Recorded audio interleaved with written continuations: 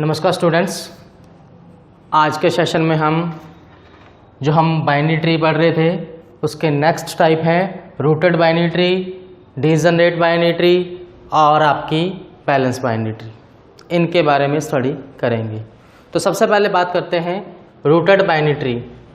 Rooted binary tree क्या होती है? It has a root node and every node has at most 2 children, यानी एक ऐसी ट्री बनी होगी जिसके अंदर एट मोस्ट 2 चिल्ड्रन जरूरी है। अगर उनमें एट मोस्ट 2 चिल्ड्रन नहीं है देन बनने वाली ट्री आपकी रूटेड बाइनरी ट्री नहीं है। यानी अगर मैं एक ट्री क्रिएट करूं कुछ इस तरह से, या आपने एक ट्री बना दी, तो बनने वाली ये ट्री आपकी रूटेड बाइनरी ट्री है, क्योंकि इस ट्री में ये मान लीजिए आपका रूट है और ये दोनों इसके चिल्ड्रन और ये इसका पेरेंट हो गया। उसी तरह से अगर मैं यहाँ बात करता हूँ तो ये 2 चिल्ड्रन है और इन दोनों का पेरेंट ये वाला हो गया। यानी अगर इसको मैं या इसके एवरी नोड की कोई वैल्यू या कोई नाम से आइडेंटिफाई करूँ तो कुछ इस तरह से रहेगा। सपोज ए आ गया, ये बी आ गया, इधर से सी आ गया, इसी तरह से यहाँ ये डी और ये ई और इधर एफ और ये जी। ये एक ट्री दे रखी है। तो हमें पता है कि इस ट्री में ये वाला जो ए नोड है ये रूट नोड है और इसके अकॉर्डिंग इसके 2 चिल्ड्रन हैं B and C. B and C का जो पेरेंट नोड है या बी और सी का एंसेस्टर जो है वो ए है। इसी तरह से जब आगे बात करते हैं अपन तो बी का जो चिल्ड्रन है वो डी है और इसी तरह से डी का जो चिल्ड्रन है वो ई है। यानी डी और ई का जो पेरेंट है वो बी है। यानी अपन ये कह सकते हैं डी एंड ई का जो पेरेंट है वो बी है एंड बी का जो पेरेंट है वो ए है। तो ये इसके लेफ्ट साइड में जो ट्री क्रिएट हुई है यानी A to B and B to D E. तो इधर से अगर अपन बात करें देन इसके अकॉर्डिंग ए का रूट नोड और बी इसका चिल्ड्रन, उसी तरह से बी एक पेरेंट नोड हो गया और डी और ई इसके चिल्ड्रन हो गए जो कि लेफ्ट साइड में है। इसी तरह से अगर मैं राइट साइड की बात करूं तो यहाँ जो सी है, सी ए का चिल्ड्रन है, उसी तरह से एफ और जी सी के चिल्ड्रन है। तो यहाँ एफ एंड जी जो हैं वो सी के चिल्ड्रन हैं एंड जो सी है उनका जो पेरेंट है वो आपका ए है। देन अपन क्या कह सकते हैं कि अगर ऐसी ट्री कि जिसके अंदर एवरी नोड का कोई ना कोई चिल्ड्रन हो और वो चिल्ड्रन एटमोस्ट अगर आपके 2 चिल्ड्रन हैं तो बनने वाली ट्री आपकी रूटेड बाइनरी ट्री होगी। यानी एक रूट होगा जिसके अकॉर्डिंग आप ट्री को डिफाइन करोगे, जिसके अंदर आप ये बता सकते हो कि बी और सी सिबलिंग है क्योंकि दोनों का जो पेरेंट है वो ए है। उसी तरह से डी और ई एंड एफ और जी आपस में सिबलिंग नहीं है क्योंकि इन दोनों के पेरेंट अलग अलग है। अगर मैं डी और ई की बात करता हूं तो इन दोनों का पेरेंट बी है और डी और ई आपस में सिबलिंग होंगे। उसी तरह से सी के जो पेरेंट हैं वो सी के जो चिल्ड्रन है वो एफ एंड जी हैं और एफ और जी का जो पेरेंट है वो सी हैं, इसलिए एफ और जी दोनों सिबलिंग होंगे।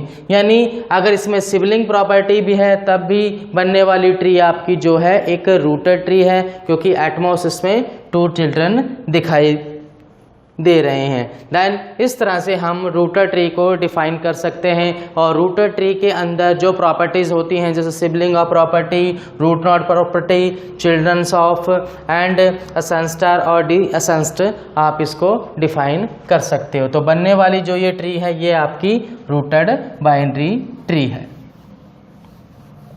इसी तरह से अगर अपन बात करते हैं कि डिजनरेट बाइनरी ट्री कौन सी ट्री होती है तो अपन ये कह सकते हैं कि ऐसी ट्री जिसके अंदर ईच पेरेंट नोड हो और ईच पेरेंट नोड का कोई एक चिल्ड्रन मौजूद हो। यानी it is a tree is where each parent node has only 1 children node. यानी एक ऐसी ट्री होगी जिसका एक ही चिल्ड्रन होगा, तो बनने वाली जो ट्री है ये आपकी डीजनरेट ट्री है। जैसे अगर मैं कहता हूँ ये ए, ये बी, ये सी एंड डी और ये ई, तो आपने देखा कि लेफ्ट साइड में अगर अपन गए तो ए का जो चिल्ड्रन है वो बी है, इसी तरह से बी का जो चिल्ड्रन है वो सी है, सी का जो चिल्ड्रन है वो डी है एंड डी का जो चिल्ड्रन है वो ए है।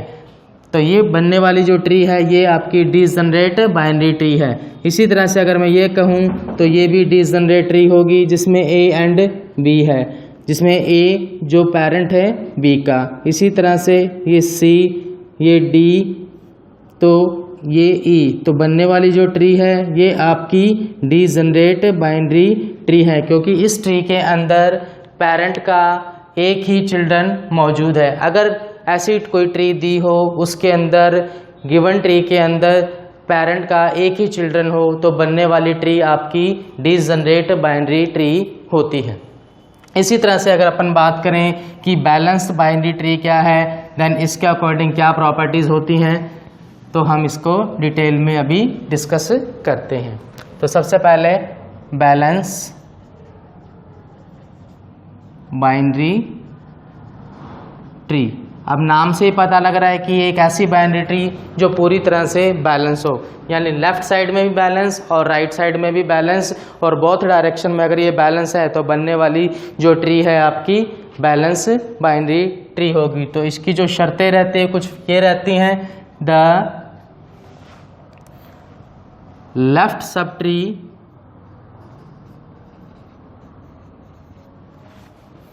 Is balanced. इसी तरह से the right sub tree is balanced. And third जो प्रॉपर्टी होती है, the difference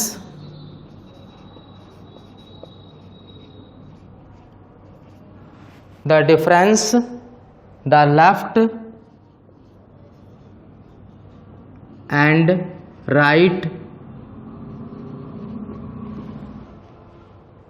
subtree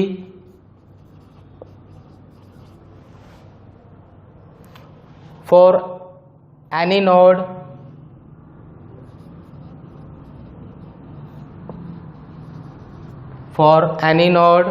is not more than 1।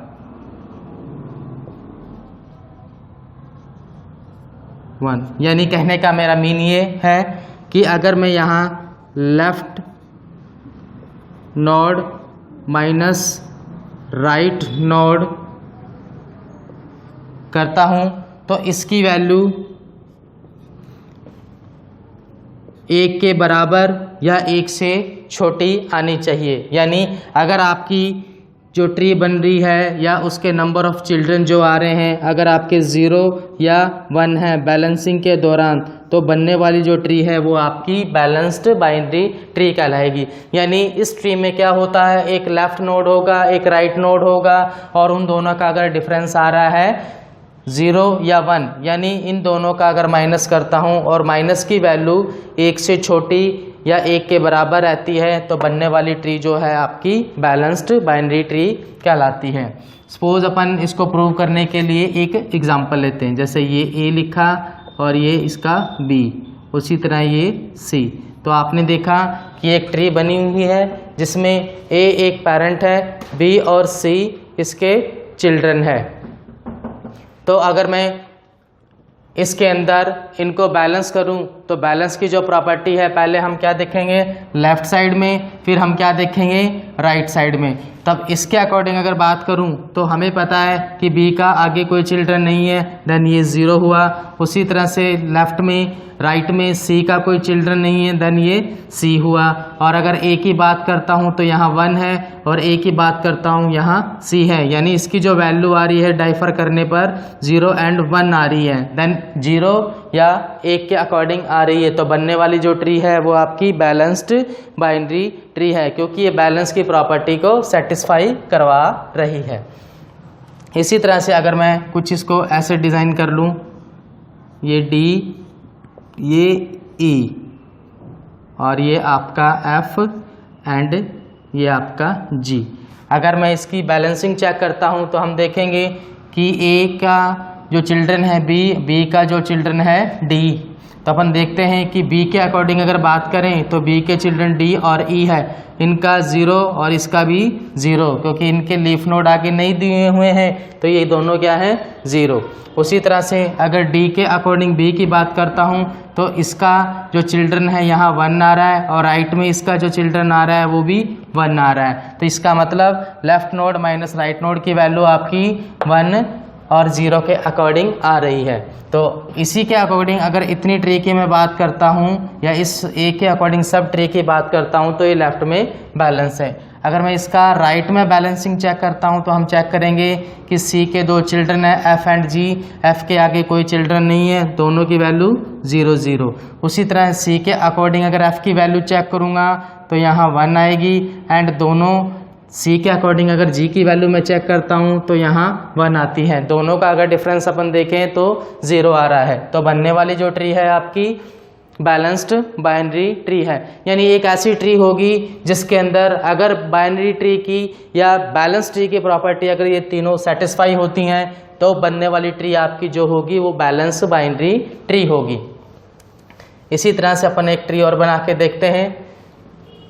जैसे मैंने यहाँ लिख दिया, ये ए ट्री है और ये आपका बी, फिर सी, उसी तरह से यहाँ डी और ये ई और ये आपका एफ और इधर आपका जी।